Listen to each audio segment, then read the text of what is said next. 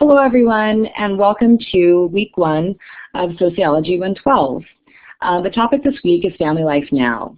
We'll be taking a look this week at the basic understandings and definitions of family and family typologies.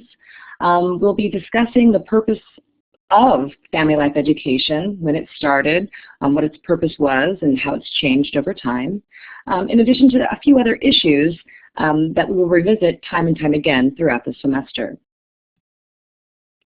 The learning objectives for Chapter 1, Family Life Now, are as follows. What is meant by family? We'll be looking at the general definition of family and comparing that to alternatives. Sometimes we have an exclusive definition of family, which really is specific, like mom, dad, daughter, son. Other times we have a more inclusive definition of family, and that's something like fictive kin or neighbors or friends you really love that you think of as family. The government has one definition and individuals have a different one. Who's right and who's wrong remains to be seen, but it's important for us to understand that the idea of family is flexible and amenable to change because we, as human beings, define it. Number 2, we'll be closely looking at the purposes of family life education. Family life education in and of itself is a relatively new discipline. Prior to the 1960s, society really didn't see a need for it. But certain events during the 1960s and early 70s required sociologists to take a hard look at the changes in the family structure and the social response to those changes, and how to best educate people how to survive those changes. Third, we're looking at the basis of marriage and what functions marriage fulfills. Marriage has meant a lot of things to a lot of people, but the meaning has changed over time. Number 4, we'll be looking at systems and environments, i.e. contexts, that affect today's families. Those contexts are also referred to as sources of influence. And those sources of influence will dictate who we are, why we are, and what we think. Our activity on the ecological model as developed by Urie Bronfenbrenner will take a closer look at this. And then lastly, we'll be looking at how institutions such as religion and government affect or support family growth. Studying marital and intimate relationships. The purpose of this course is to equip and empower you with the knowledge necessary to establish successful relationships of your own. These are platonic relationships. These can be romantic relationships. These can even be relationships with your coworkers or neighbors. But each of us, wasn't given a manual when we entered the real world about how to best communicate and get along with others. This course will hopefully identify your strengths, your weaknesses, and areas of growth. The course uses a family life education approach as a central theme. We are educating the family about potential problems with an eye towards preventing the problems before they occur. The purpose of family life education is to prevent such problems. If we can teach people how to live healthy, productive, effective lives in terms of their relationships, they should be able to avoid some of the pitfalls that lead to the breakdown of relationships in family. So first up, let's understand what family is. The United States Census Bureau has determined and defined that a family consists of, and I quote, 2 or more people related by birth, marriage, or adoption residing in the same unit. The census's definition is rather exclusive. It excludes a lot of family typologies that we see in today's modern society, i.e. fictive kin, cohabitating couples, and others who love each other but are not related by blood or by marriage. If you compare this definition to household, which is defined as all people who occupy a housing unit regardless of relationship, you can see that there are stark differences. Namely, the familial and legal bonds are missing. And yet, in today's modern society, we have lots of families, lots of couples who are committed and connected to one another in the absence of legal or familial bonds. At this time, I want you to think about how you define family. Is family mom, dad, and their adopted or biological children? Or is it something different? Reflect on your own family and come up with a definition that works for you. We will revisit this next week when we go into greater depth on our backgrounds and our understandings of family and marriage, etc. Next, let's switch gears and think about some basic definitions. Over the course of the semester, we'll be using social terminology ad nauseum, and it's very important that we have clear understandings of the slight differences between these terms before we jump into the heart of the course. So the first definition is this idea of family of origin. This is defined as the family in which we are born or brought into by adoption. Okay? This is the family that you were born into or brought into as an infant or a child.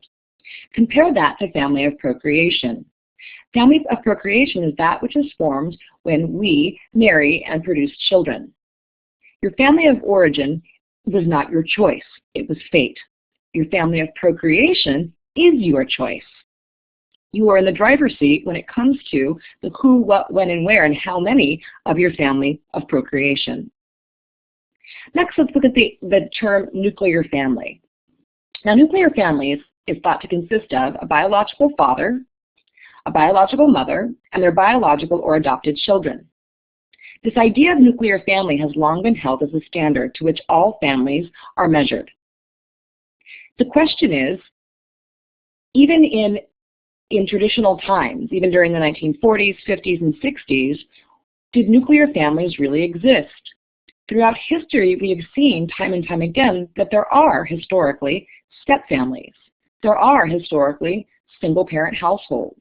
There are historically cohabitative households where the two people are not married. We've also seen time and time again that there are families that do not have children whatsoever.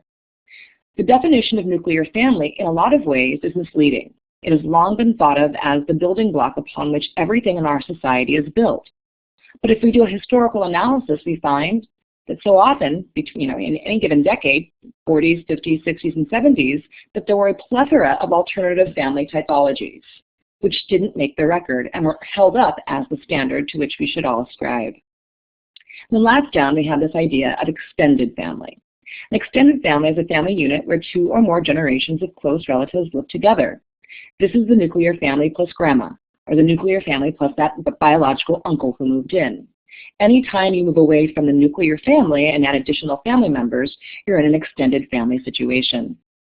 Historically, if we look back through the records, we notice that extended families, extended kin, were relatively commonplace,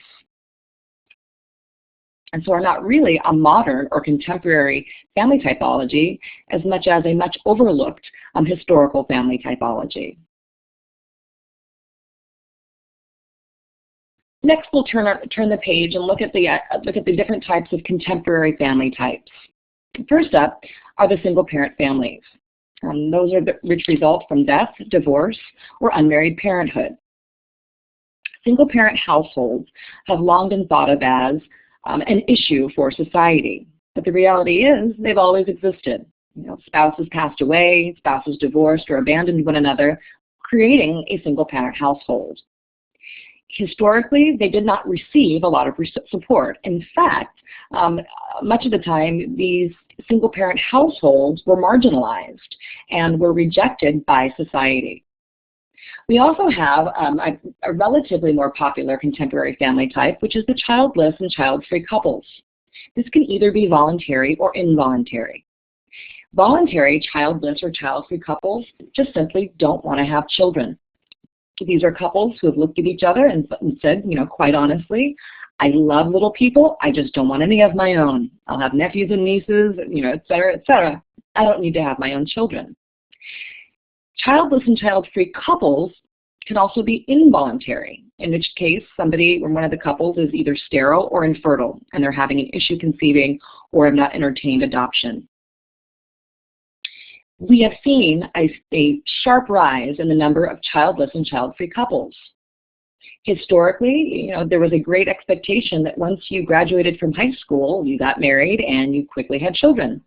And nowadays, we're finding that young people have other plans during those years. They may graduate from high school, go on to college, and even after college, not quickly jump into marriage. Once they decide what they want to do with their lives, even if they do eventually get married, a lot of people are saying for the first time in history, I do not want and I will not have children. Last down, we have step families. Step families is a reconstituted family. I always think of lunch meat. that is formed when, after death or divorce, a parent marries again. It also arises when a never married parent marries and children from one previous relationship are brought into the new relationship, the new household. Step-families have been around since the beginning of time, especially in more traditional times where a woman's role was limited to domestic work. Women in that situation needed to have a breadwinner, so it was not uncommon for divorcees or widows to marry in order to have that stability. If we go back, and I'm going to go back one slide to slide number 5. If you go back and think about it, I want to challenge each of you to think of television shows or movies that capture these different familial arrangements. For instance, the nuclear family can be evidenced by shows like Leave It to Beaver or Ozzie and Harriet. Very traditional. If we move ahead and look at slide 6 once again, you can look at different depictions of single-parent households, single-parent families like Murphy Brown, which is probably a show none of you have seen, or childless or child-free couples, or step-families like the Brady Bunch. These families have existed, but they have not received the same degree of support as nuclear families have. And we want to look at why and what's been done to correct that. Two of the most modern family typologies, only because they are receiving this type of support they have not received historically, are cohabitating families and gay and lesbian families. Cohabitating families are unmarried partners who live together in a single household. In America, this is a relatively new event. It used to be that couples had to be married in order to lease an apartment, buy a home. Single women could not lease an apartment by themselves. Single women could not be approved for a loan by themselves, and therefore marriage was really a stepping stone to the next, to buying property or to, having a dwelling. In the absence of those expectations or regulations, we see more and more people choosing to live together without the bonds of marriage. We are following in the footsteps of our neighbors to the north, Canada, who, compared to us, 70% of the people who would otherwise be getting married and moving in together are instead choosing to cohabitate. We will explore the advantages and disadvantages of cohabitation in due time, but it is a family typology that is on the rise. Next down we have gay and lesbian families. These are same-sex partners with biological or adopted children. Of course, the biological children will be the genetic child of one of the lesbian couple or one of the gay couple, or adopted outright. This is one of the newest family typologies because it now has legal support. At the time I started teaching, there were no states in the Union which recognized gay and lesbian marriages. There were some that recognized domestic partnerships, but none that recognized gay and lesbian marriages. That meant for a lot of gay and lesbian families, they were not going to have the government support when it came to things like adoption. There are still states in the United States that refuse to adopt children to gay and lesbian families. But as the tide has changed and the legal, the law is at the back of the gay and lesbian families, we see greater and greater support for their family types.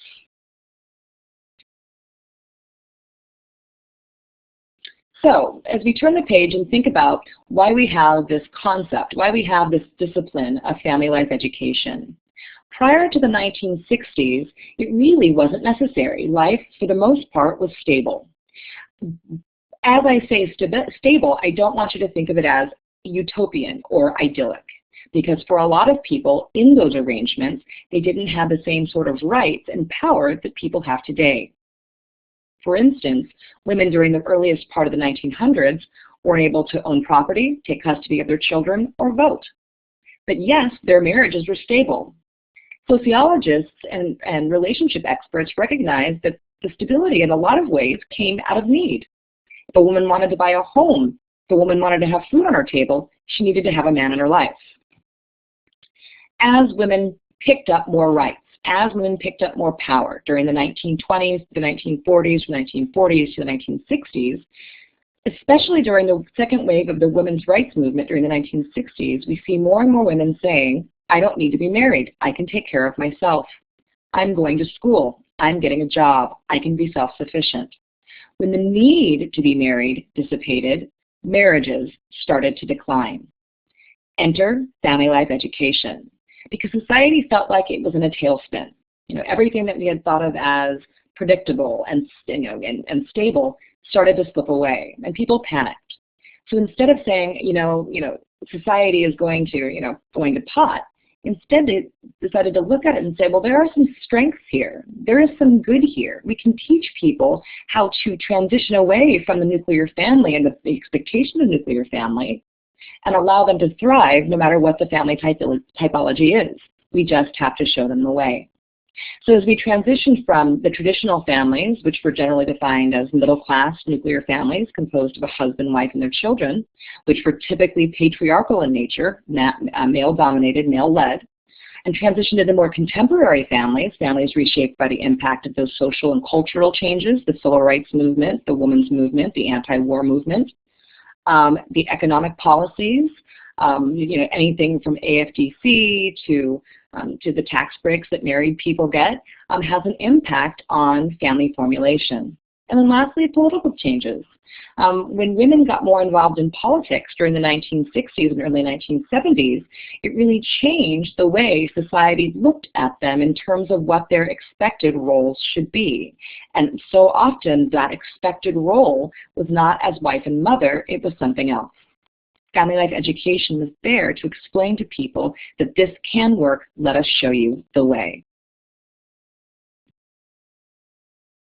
So we will get into marriage more towards the second half of the semester, but just so we have a general understanding of marriage, marriage includes religious, legal, and social aspects. Sometimes here in America, somebody will say, well, we're married, and they'll think, well, you've got your marriage certificate, you got your marriage license, got your marriage certificate, it's a done deal. But for others, when you say marriage, it's more of a religious connection, like a sacrament. And still for others, there's a social aspect. Sometimes people aren't even really married, and yet they hold themselves out as married because there's status and there's a benefit for doing so. So first up, we have marriage as a social and civil union. When you hear this and you think of this in terms of, this is the legal marriage. This is the marriage where you go down to the courthouse, go to the clerk of the court, and you pull a marriage license.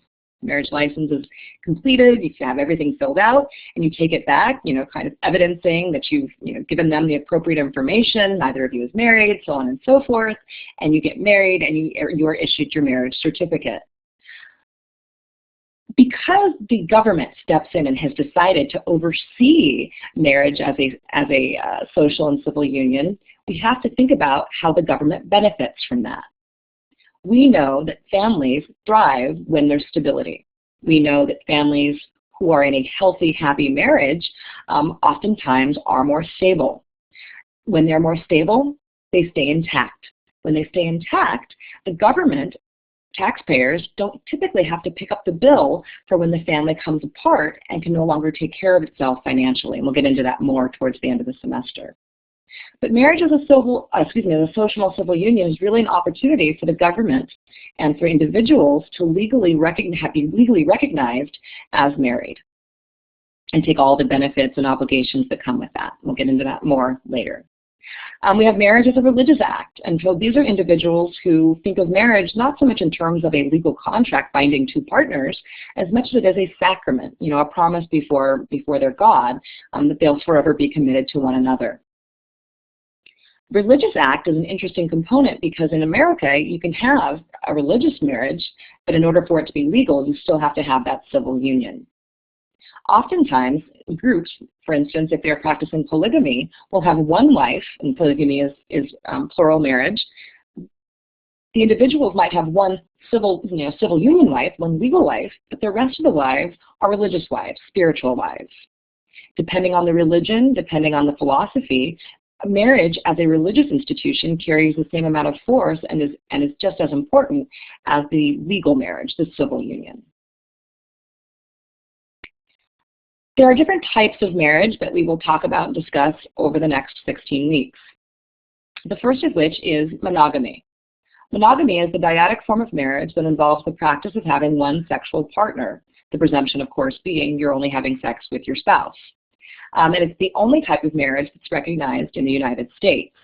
As I just mentioned, there are those people who have multiple partners, multiple wives, but they're really only legally married to one of them. Polygamy is the practice of having more than one marriage partner.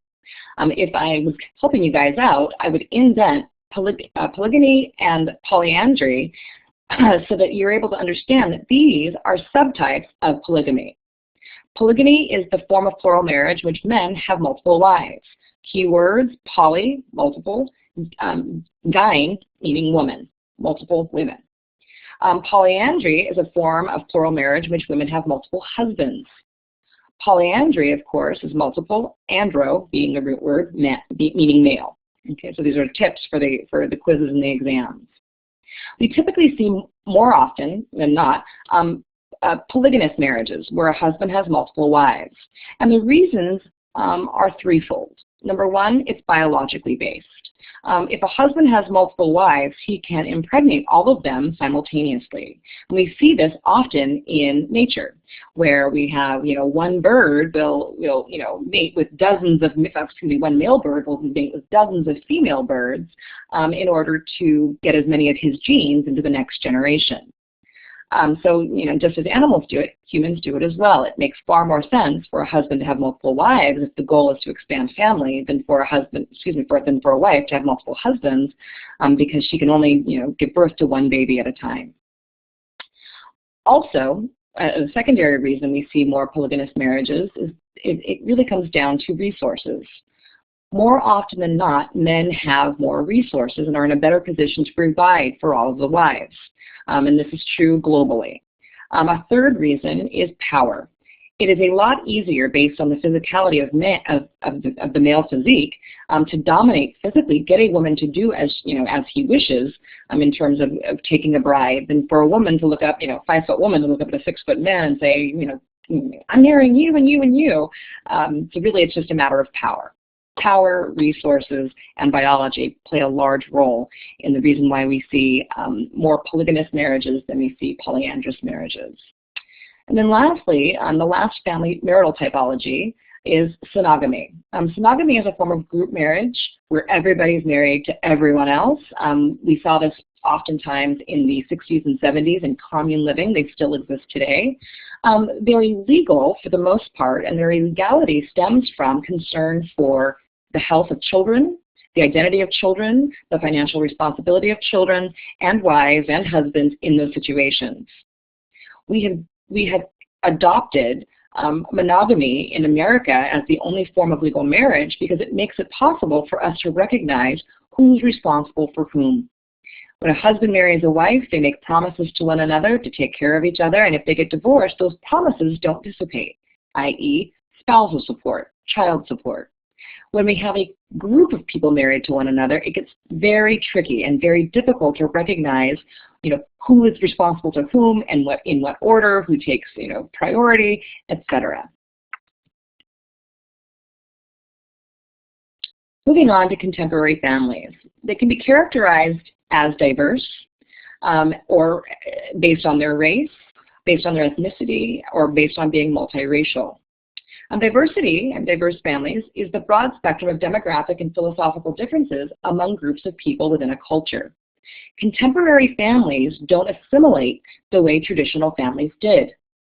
If any of you have grandparents who were immigrants to America during the early part of the 1900s, there was a great emphasis, for the most part, for those families to take on the character and the expectations of American families.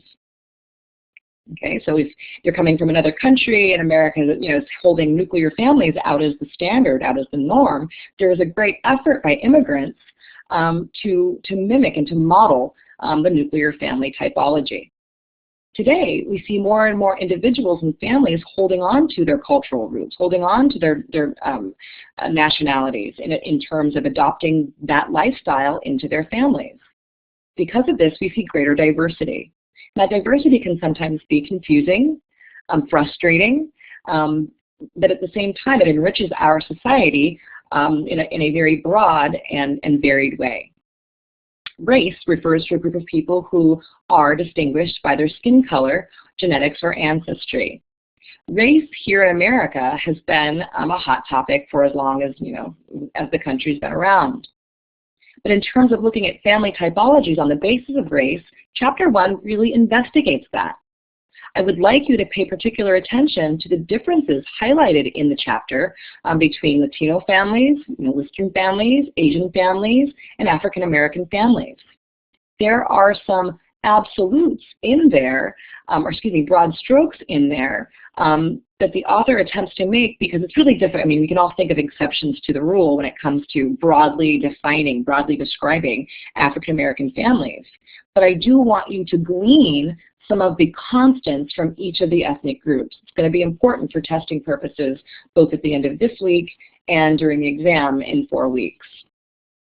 Ethnicity is a group of people who share common cultural traits. So if we have families who are ethnically similar, they're going to have a set of expectations in terms of their family life that differs from the broader society. Lastly, we have multiracial families. Right now in America, approximately 15% of the population is multiracial. Because of this, it's becoming increasingly more difficult to group families, in black and white terms, to their respective, groups of nationality or race or ethnicity. When we have blended families, multiracial, biracial families, that's another area of study for family life education. There are issues, there are things that must be addressed in multiracial families that don't necessarily need to be discussed in singular racial families.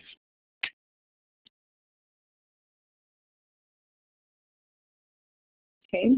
I'm not going to go over this entire slide, but this is a nice snapshot of differences between African American families and Caribbean Black families, Latino families, Asian American families, Native American families, and Arab American families. With each of these, I do want you to focus, go back, read the chapter, make sure you have highlighted and understand the slight differences between these groups. I also want you to be mindful of the difference between collectivism and individualism when you're studying these different groups.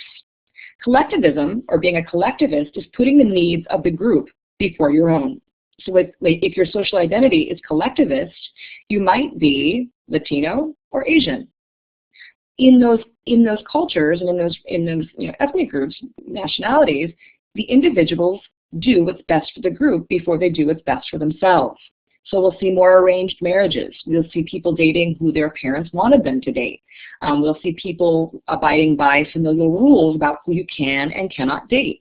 In terms of getting married and courtship and dating, the different types of attributes and characteristics that people from collectivist cultures look for in potential mates varies greatly from individualist cultures. We'll get into that more when the time comes. But in terms of individualism, the Western world, and specifically America, is highly individualistic. Think about it. If you went home and think back to when if you were not living with your parents, and your parents said, "By the way, I have found your husband. You're going to marry him on Friday." I don't think most of us here in America, no matter what your ethnic background is, would be on board, because we have become accustomed to doing what makes us happy. In a lot of ways, individualism is what has driven the divorce rate sky high. People no longer want to stay together, to stay married for the good of the group. They're more interested in their personal happiness. We can debate whether or not that's a good thing.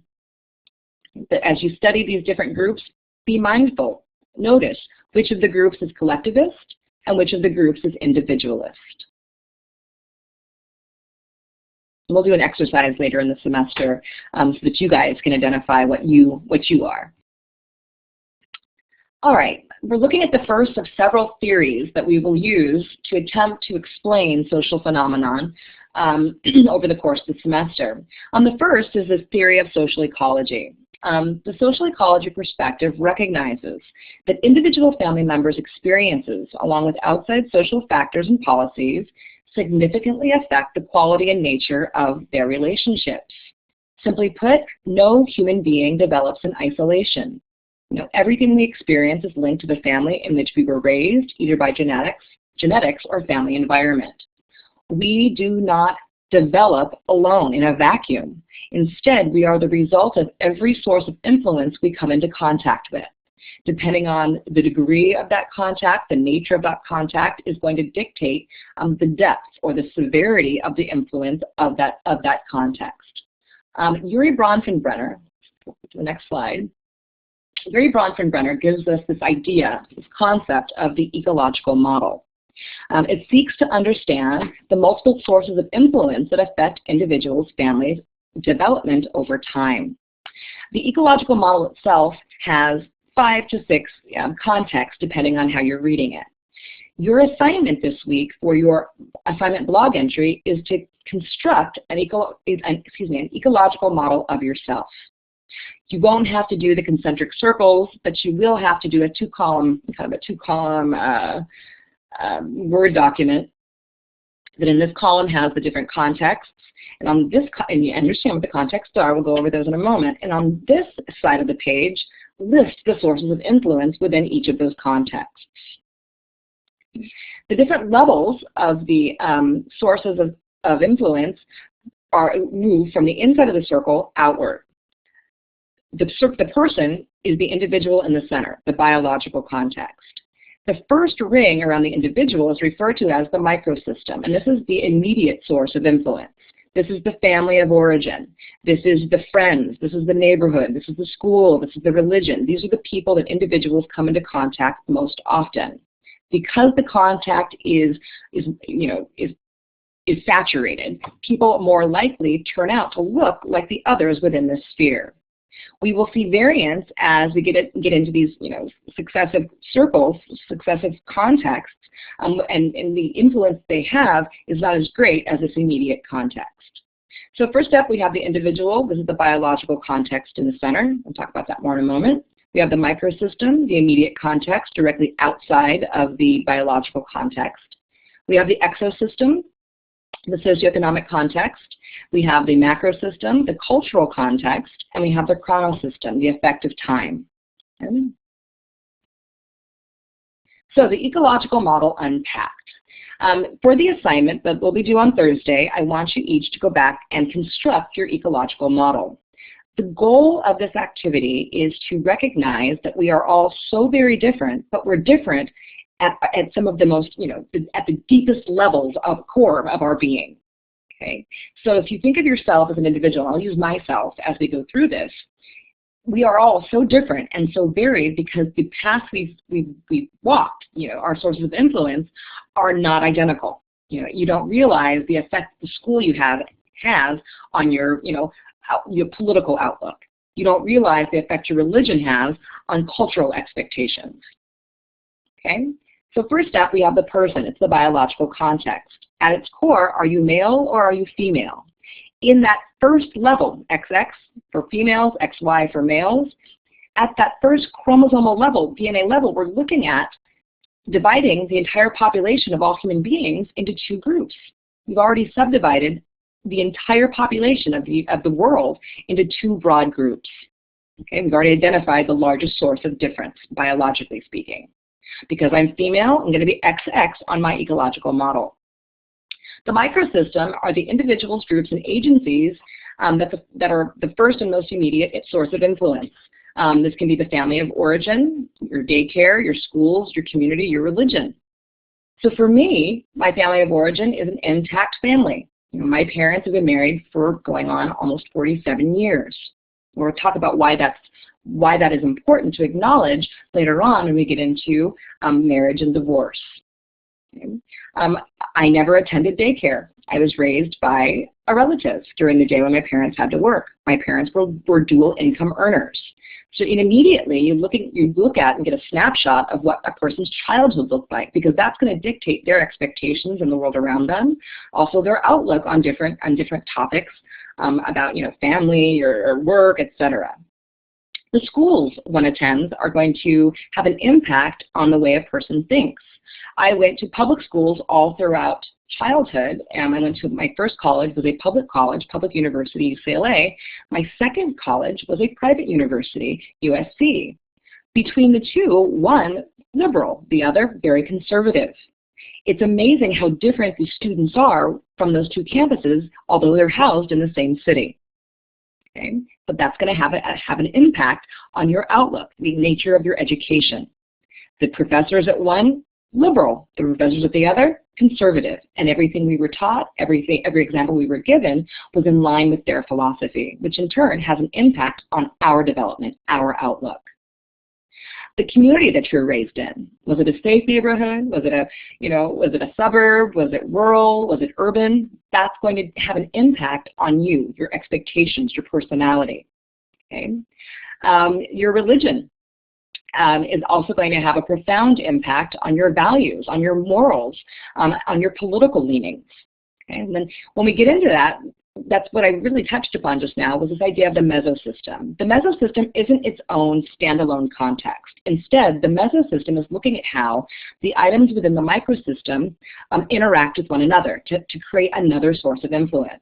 An example the book uses, and I think it's a good one, is the difference between communities that abide by the separation of church and state when it comes to educational programs and those that are led by religion in the development and selection of educational programs. Here in California, we are pretty careful about not stepping over that line. In fact, parents here in California, when they get wind that something religious is happening in the classroom, they cry foul because they understand this is separation of church and state. Church is for church, school is for school, never between shall the two meet. But in other parts of the country, for instance, Kansas, we see that religion has a direct effect on the education that the children receive. It has an impact on the teaching of evolution or intelligent design or creationism. It has an impact on the access to, sex education and biology education because the parents will infuse those policies with their religious beliefs. Okay, so that's really the mesosystem. The exosystem is the socioeconomic context, which includes governmental, media, and social institutions.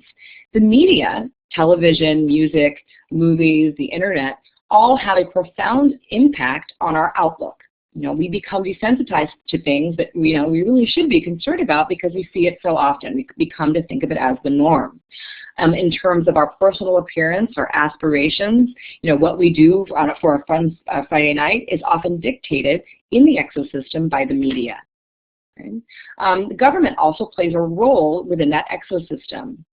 If you are somebody who is receiving AFDC or any sort of welfare, the government's going to have an impact on how you live, on the choices that you make and what you can and cannot do. On the flip side, if you're not a recipient of welfare, but you see those who are receiving welfare, that has an impact on your attitude, your outlook, the position you take in terms of people receiving financial assistance. Moving down to the macro system, this is a society's overarching cultural values that affect individual development. The macro system here in America is difficult to identify. It's difficult because we are such a unique and varied cloth of so many different cultures and ethnicities and nationalities. But even keeping that in mind, there are some universals. We have the golden rule, do unto others as you have them do unto you. We have this idea of no free lunch. We have ideas of work hard, play hard. We have ideas of American independence. Okay, this idea of kind of this free spirit that runs through anybody that we think of as wholeheartedly American. Okay? Depending on where you identify, depending on if you think of yourself as an American and you ascribe to American ideals, you're going to be buying into the American macro system. On the flip side, if you are more closely aligned with your nationality or your ethnic group or your race of origin, your macro system may be different. Okay, so keep that in mind. Then lastly, we have the chronosystem. The outermost ring of Urie Bronfenbrenner's ecological model examines the effects of time through the historical and personal perspective. This can be confusing, but let me unpack it a bit. The historical perspective is basically saying that people's attitudes, people's outlook, people's perceptions of anything changes historically. We as a culture, we as a society change over time. And depending on the period of time in which you develop, in which your most formative years are experienced, that's going to have a profound effect on your long-term outlook on the world. Case in point, when I have a grandmother, a great-grandmother, who was born during the Depression in the 1920s. Because she survived the Depression, she has a very frugal approach to resources. Okay, she wastes nothing. Water from her, when she's brushing her teeth, is caught and used to water plants. If I ask her for a napkin during dinner time, she will rip the napkin in half, whatever napkin is nearest her, because she realizes you only really need 1/2 a napkin. So her choices all throughout life were based on this idea of only using what one needs. You don't buy in excess. Compare that to somebody like me who was a child of the 80s, which can easily be defined as the decade of excess. Lots of hairspray, lots of makeup, lots of fancy sports cars, lots of drugs, lots of money, because the economy looked like it was doing well. So it changes your perspective. So when I go to look for houses, I'm like, well, I need the biggest house that my money can buy.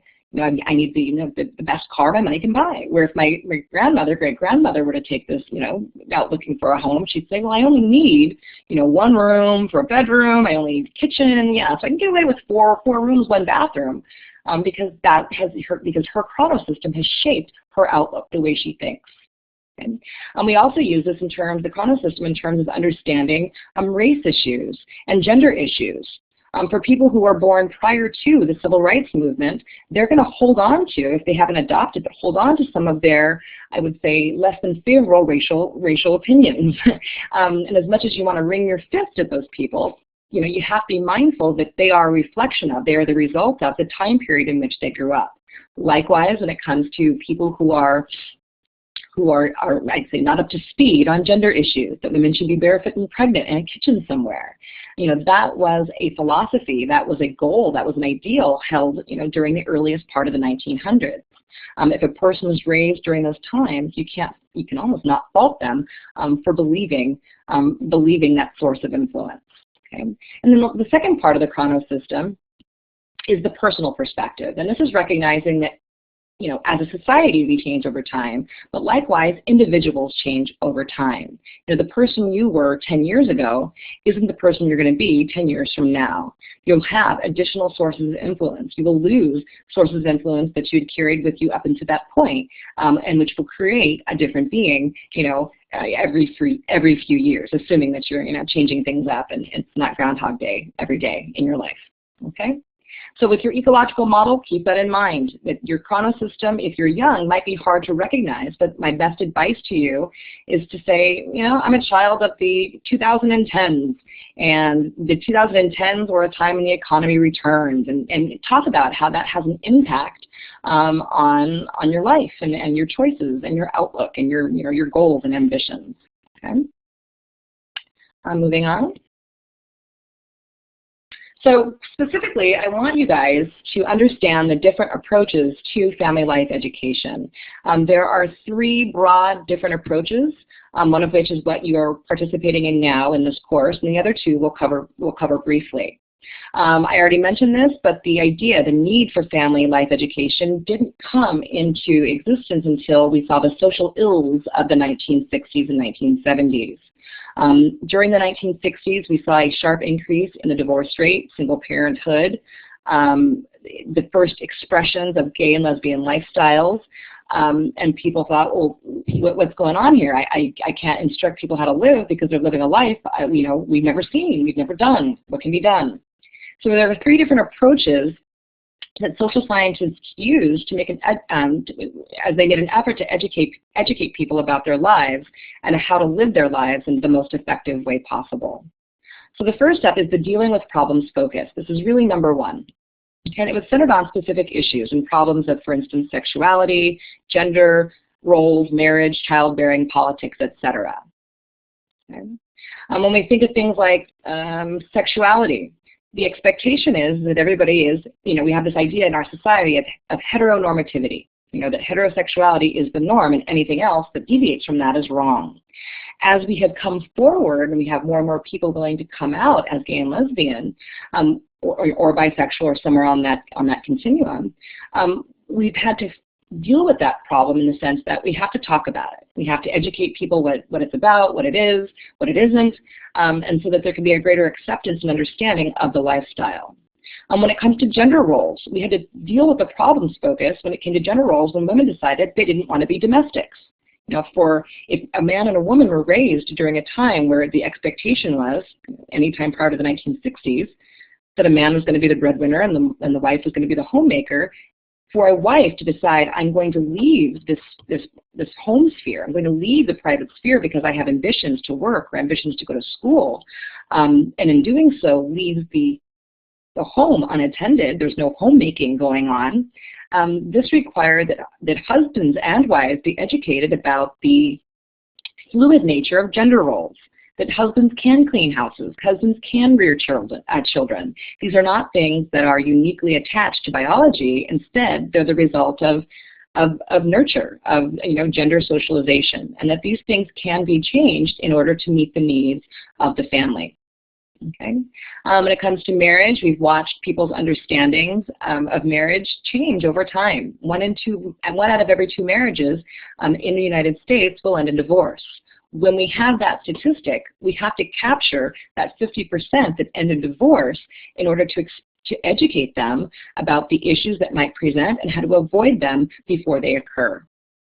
Childbearing and child rearing presents its own host of problems that are oftentimes not anticipated but need to be dealt with in an effective way. And then likely also we have politics as a source of problems. When there are political changes, when the political environment, the political landscape changes, and that has an impact on the family and on relationships, those changes and the problems that might result if they're not handled in an effective way need to be addressed. Okay, so that was dealing with the problems focus. The last 2 approaches to family life education are the preventing the problems focus and developing family potentials focus. With preventing the problems focus, here we're looking at Kirchhoff's theory that families faced with radical societal change, like that which we saw during the 1960s and 70s, only really need to be shown how to do the correct things. Keeping in mind, because these changes were revolutionary, because they had never happened before, people didn't have the tools, they didn't speak the language, they didn't know how to survive through these societal changes, how to keep their relationships and families and identities intact. Kirchhoff's theory is people can learn. They just need to be shown. And if we show people, we give people the tools, we explain to people, teach people how to prevent problems before they occur, they'll live happy, healthier lives individually and in marriages and in families and relationships as a result. Problem prevention remains a prevalent theme in family life education today. Throughout this semester, we will be attempting to identify different ways to avoid problems, to anticipate problems. I'll give you a hint. A lot of them can be avoided by something as simple as communication. Talk about it. And we'll have an opportunity throughout the semester to go back and look at relationships that you've been in that were not effective, that were not healthy. And historically, as students have come forward and shared their experiences, the common denominator, the common thread that links all of those unhealthy relationships was a lack of healthy communication. People weren't expressing their needs, and therefore their needs were not being met. Okay? And then lastly, we have developing family potentials focus, and this promotes goals ranging from building on family strengths to developing healthy and fulfilling interpersonal relationships. So instead of thinking, well, you're a single-parent household, you're at risk, there's nothing we can do for you or your kids have a greater chance of dropping out of school and becoming teen parents and using drugs and being unemployed, and that's statistically proven. However, we can take your single-parent household and identify the strengths there. Do you have good communication? Is it nurturing? Is the mother or the father educated? Are they employed? Let's work those strengths to the benefit of the family as a whole. Okay. Right now, this is the end of the lecture. I would encourage you, if you have not already done so, go back and read or reread. There's no harm in reading a chapter twice. Chapter 1 in Family Life Now. Once you've done that, switch over and get into our Blackboard website and get started on your discussion forum entry. The prompt is right there, and really I'm asking you to answer 3 questions, one of which is an introduction of yourself to the group. And secondly, answer the next 2 bullet points and you'll be fine. And while you're in there, you might as well, if enough students have already replied, go in and do your 2 replies, insightful thoughts, encouragement, some feedback to 2 of your classmates' posts.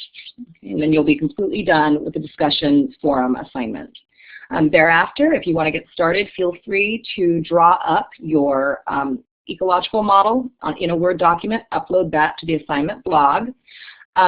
If you are feeling fancy, you can use the concentric circle model that we saw earlier in the PowerPoint presentation. But for the sake of ease, I am more than happy if you write, give me 2 columns. On one side of the column, on one side of the page, give me the different contexts, and on the other side of the page, explain what those items were in your personal life. And if you have any questions about that, post those in the content question forum in the discussion area so that other students can benefit from the Q&A. Okay, good luck. Contact me if needed, and we'll be in touch.